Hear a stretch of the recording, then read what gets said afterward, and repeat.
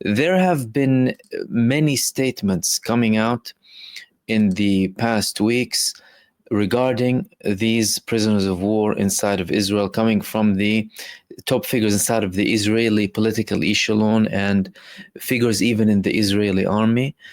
And of course, we had comments as well from the Palestinian resistance. Now, the families of the Israeli prisoners of war are the key element in what's happening. But these people have been protesting for a very long time to stop the war, get these people back, and at any cost. As a matter of fact, ever since the beginning of the war and the escalation when it comes to Israel's genocide in Gaza, the tone escalated with time. These people started to blame Benjamin Netanyahu and their government and everyone in charge and who is participating in the negotiations with the Palestinian side, with the other mediators, that they're all responsible, but primarily Benjamin Netanyahu, in killing the prisoners of war due to the delay in what's happening. But things got heated more after this report came about a statement coming from none other than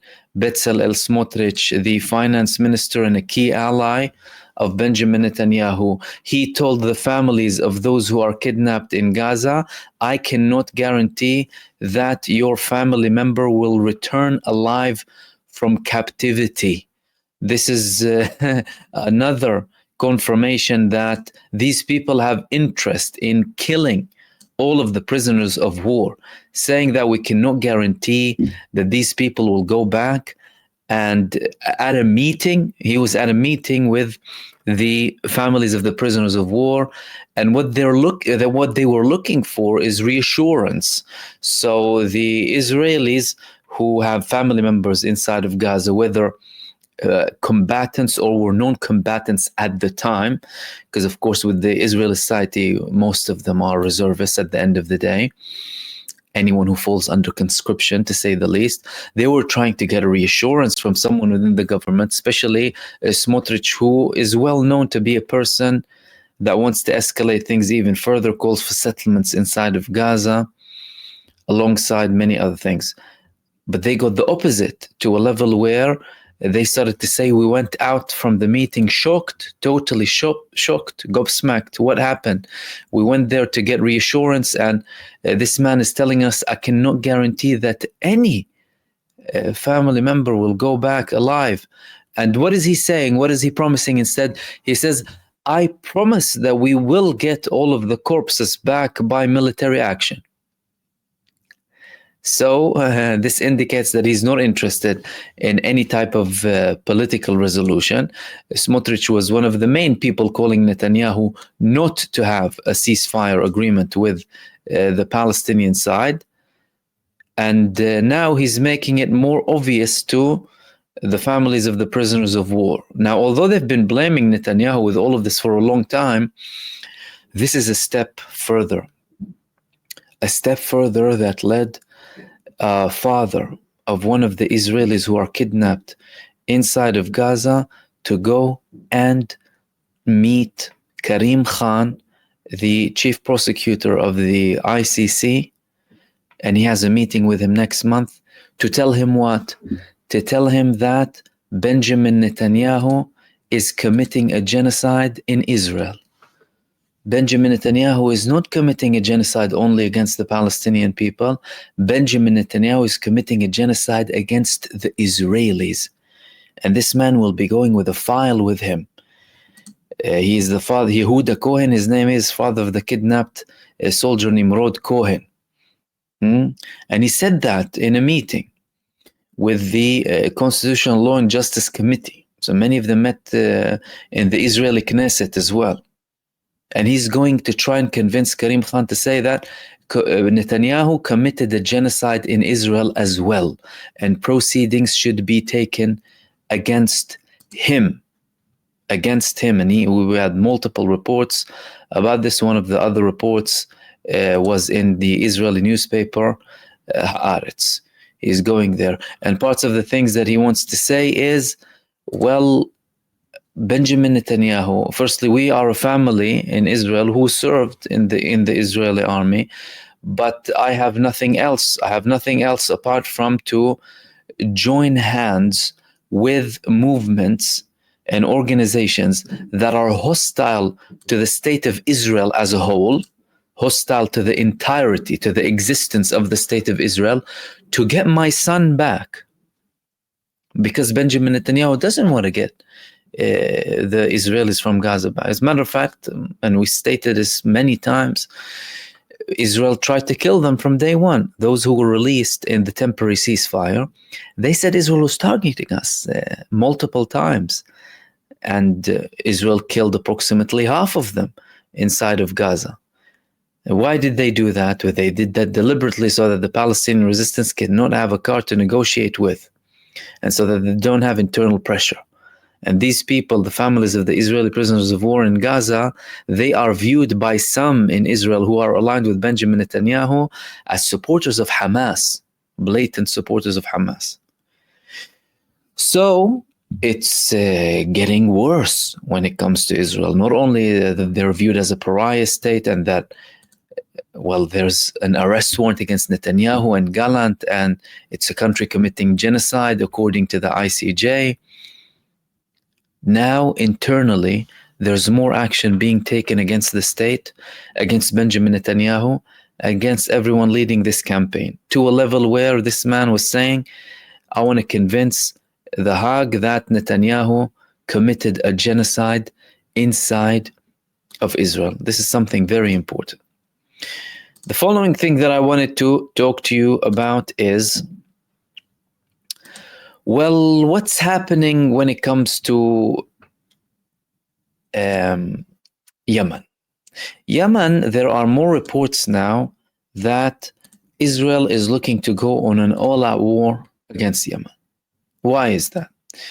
Well, they're saying that these people have been targeting us for so long. We haven't been able to take down the threat, and we need to do something very significant against Ansarullah. There were a couple of reports in one of them was in the Times as well, this one right here, to go fully in Yemen. Why Yemen?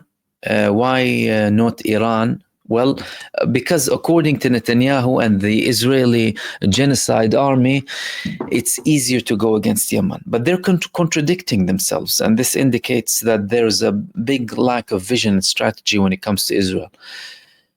They don't have a bank of targets inside of Yemen. They do not have a bank of targets inside of Yemen, and nothing that they targeted in Yemen stopped the Yemeni Ansarullah from targeting Israel and continuing the blockade in the Red Sea and in other areas too, to force Israel and apply more pressure on them to stop the genocide inside of Gaza, to a level where Israel now formed a unit, an intel unit, specifically for Yemen, but they're still unable to get the intel that they want, and they're being supported. They're being supported by the genocide cartel led by the United States. However, even that genocide cartel is failing miserably. Ansarullah expelled 3 U.S. aircraft carriers. The last one, USS Harry S. Truman, had to retreat alongside other destroyers too, due to continued attacks. Lincoln and Eisenhower had to go away completely, withdraw from the region. The United States administration said it's due to maintenance. But how is Israel trying to do? What are they going to do exactly with Yemen when it comes to attacking them? And there were more comments coming today from some figures in Yemen. One of their senior figures said the attacks on Yemen have no military value. The attacks on Yemen, one of the Houthi leaders said, have no military value, and Israel will see the results of its stupidity. They're still targeting Israel every single day. What do you mean stupidity there? And they're going to pay? Are they going to escalate? Yes, they're probably going to escalate. Why? Because Ansarullah had phases in the escalation. Phase 1, 2, 3, 4, 5. Likewise with Hezbollah. But now it appears to be that they have another phase that they're preparing for. They haven't declared it yet. So far, we're still in phase 5. An increase in the geographical areas targeted, an increase in the weapons used, and the quality and the quantity of weapons used, not only against Israel, but against the genocide coalition too. And we might see a phase where we have more escalation coming from Ansarullah that clearly have an arsenal that intimidates Israel and makes them have very serious calculation to a level where they're considering an all-out war against Yemen. How effective that would be? Ineffective. Ineffective, why? Purely based on examples that we have. Look at the example of Gaza. 15 months into an awful barbaric genocide by these mass terrorists, and the Palestinian resistance is not only still there, but is getting stronger, according to and confirmed by Israel. Israeli reports, senior figures in the Israeli political and military establishment, saying that Hamas have now more soldiers than they had before, and they're introducing new weapons. They're targeting them in the most northern parts of Gaza. They're launching missiles every single day on Israel for the past week now, even today. What does that all tell you? Israel had a temporary invasion in Beit Hanun, the most northern part of Gaza, and they were immediately targeted. And Israel confirmed that at least one was killed and 4 were wounded. That's according to Israeli numbers, of course, and they hide the numbers. So, well, they can try and escalate. How effective that would be? Not very effective, but it could escalate things to a level where Ansarullah would introduce a new phase that would be even more unbearable for the genocide state.